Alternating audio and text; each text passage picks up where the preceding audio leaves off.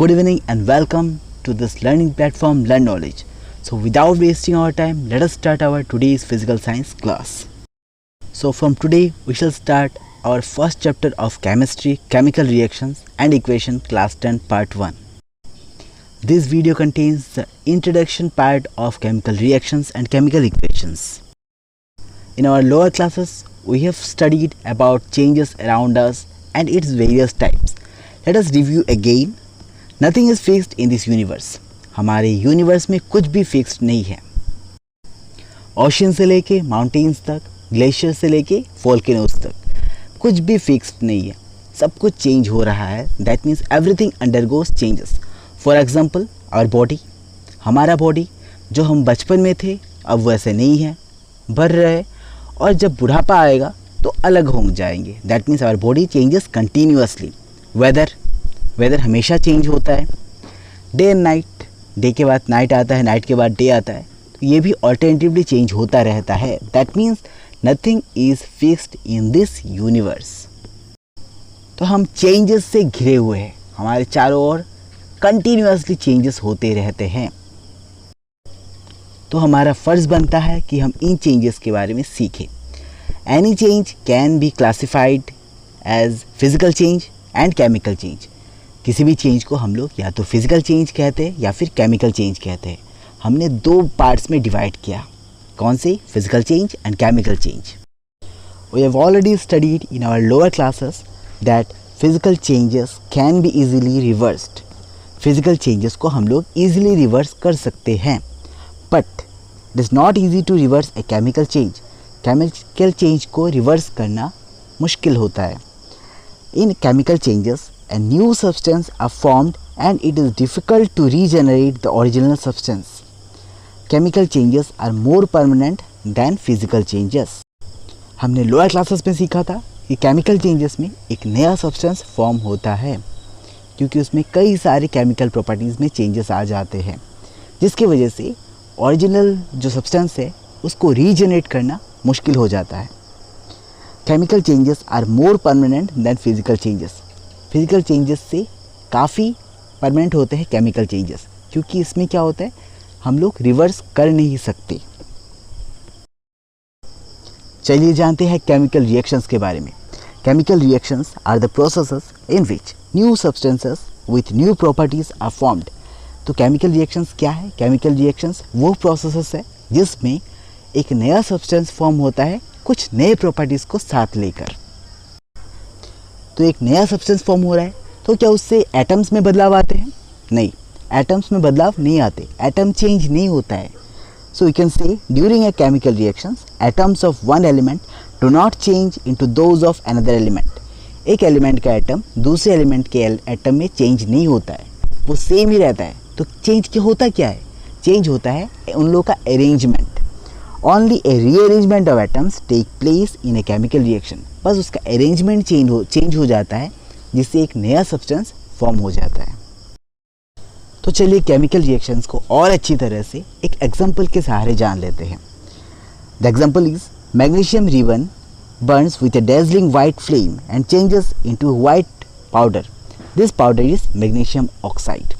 जब एक magnesium ribbon को जलाया जाता है तो वो एक डेजलिंग वाइट लाइट, एक चमकीला सफ़ेद लाइट के साथ जलता है और जलने के बाद एक वाइट पाउडर में कन्वर्ट हो जाता है. जो नया सब्सटेंस बनता है वो है हमारा वाइट पाउडर. और वो है क्या? वो है magnesium oxide. You can see here एक मैग्नीशियम रिबन जल रहा है with A dazzling white light. जैसे हम दिवाली पे क्रैकर्स जलाते हैं, फुलझरिया जलाते हैं, उनमें से डेजलिंग वाइट लाइट निकलता है.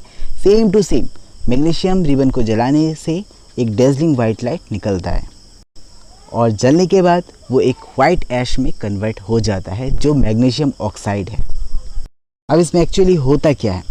It is form due to the reaction between magnesium and oxygen present in air.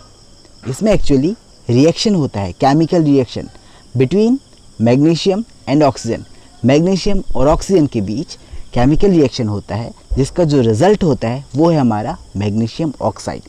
तो हम लोग लिख पाएंगे magnesium plus oxygen gives magnesium oxide.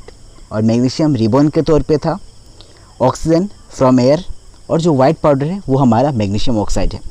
The burning of magnesium in air to form magnesium oxide is an example of किसका, chemical reaction का, क्योंकि इसमें chemically दो सब्सटेंसेस रिएक्ट करते हैं और एक नया प्रोडक्ट जो कि मैग्नीशियम ऑक्साइड है वो फॉर्म होता है। अब एक केमिकल रिएक्शन में दो महत्वपूर्ण टर्म्स होते हैं, क्या क्या होते हैं, एक है रिएक्टेंट्स, दूसरा होता है प्रोडक्ट्स। अब ये रिएक्टेंट्स होते क्या हैं, the substances which take part in a chemical reaction are called reactants. ये वो सब्सटेंसेस है जो किसी भी केमिकल रिएक्शन में भाग लेते हैं, पार्टिसिपेट करते हैं, उसी को हम कहते हैं केमिकल रिएक्टेंट्स। अब प्रोडक्ट्स क्या होते हैं, the new substances produced as a result of chemical reaction are called products.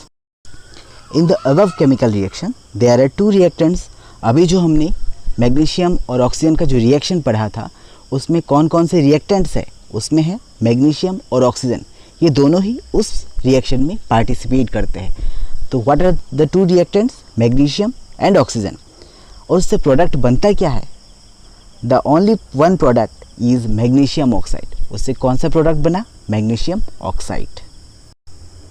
तो हमारा ये क्लियर हो गया कि रिएक्टेंट्स होते क्या है और प्रोडक्ट्स होते क्या है।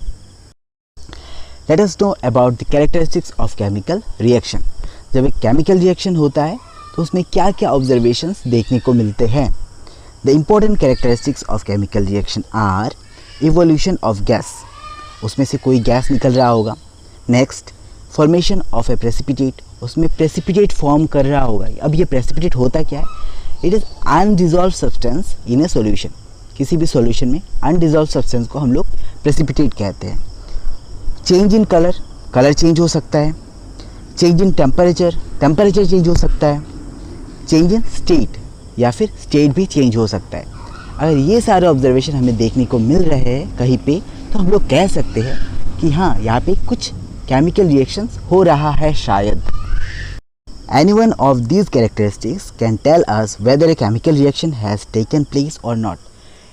इन सारे ऑब्जर्वेशन में से कोई भी एक दो ऑब्जर्वेशन हमें ये बता पाएंगे कि केमिकल रिएक्शन हुआ है या नहीं। अब आगे बढ़ते हैं केमिकल इक्वेशंस की ओर। केमिकल इक्वेशन होता क्या है, इक्वेशंस में क्या होते हैं, हम लोग सिंबल्स या फिर फॉर्मूला का यूज़ करते हैं। Same to same chemical equations में भी हम लोग किसी भी केमिकल रिएक्शन को फॉर्मूला या फिर सिंबल्स के तौर पे रिप्रेजेंट करते हैं। तो हम लोग लिख पाएंगे, the method of representing a chemical reaction with the help of symbols and formulas of the substances involved in it is known as chemical equations.